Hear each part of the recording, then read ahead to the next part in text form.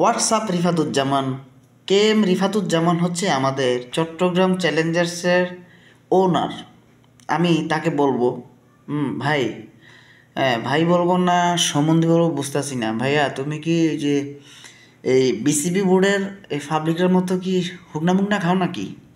শুকনা খাওয়ার অভ্যাস থাকলে তরতাজা, ঠিক আছে, যেটা মনে করো মেয়াদ মেয়াদ টেয়াদ দেখে খাইও, ঠিক আছে। মেয়াদ উত্তীর্ণ না খাইলে এই যে চট্টগ্রামে গত বছর মোটামুটি ভালো ছিল, তো এই বছর যে মানে এই সবচেয়ে দামি প্লেয়ারটা নিছ নাইম শেখ, ভাই আর কি প্লেয়ার ছিল না? প্লেয়ার কি আর নাই? নাইম শেখকেই নিতে হবে, তাও কোটি টাকার উপর দিয়ে।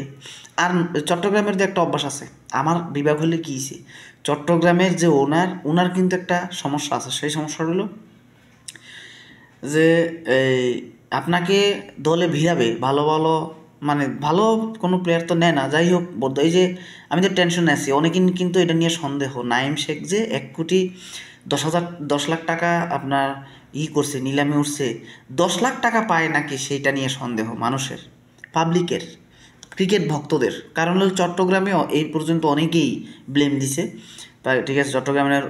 চট্টগ্রাম চ্যালেঞ্জারের ওনার যে সে ঠিকমতো টাকা পয়সা পরিশোধ করে না, তারপরও প্রতি বছর টিম নিচ্ছে, যাক এদিক দিয়ে ভালো।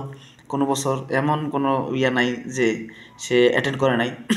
তো বলবো অ্যাটেন্ড করস ভাই, এই যে চট্টগ্রামের একটা সম্মান আছে না, বাংলাদেশের দ্বিতীয় রাজধানী, বাণিজ্যিক রাজধানীর জায়গায় যদি এই মনে কর কি আবুল বাসার, হাবুল, সুবল, হ্যাঁ, তারপর হইলো মালেক, খালেক, হেরারে যদি ভাই এই এই টিমের মধ্যে ভিড়ে আসে, তাহলে কোনো কিছু হয়? ঠিক আছে, একটা মানে দেশের দ্বিতীয় রাজধানী চট্টগ্রাম, সেই টিম হবে মানে অস্থির টিম।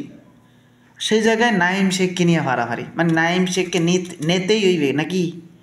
হ্যাঁ, চট্টগ্রামবাসীরে পুরো থেরাবেরা করে দিলা।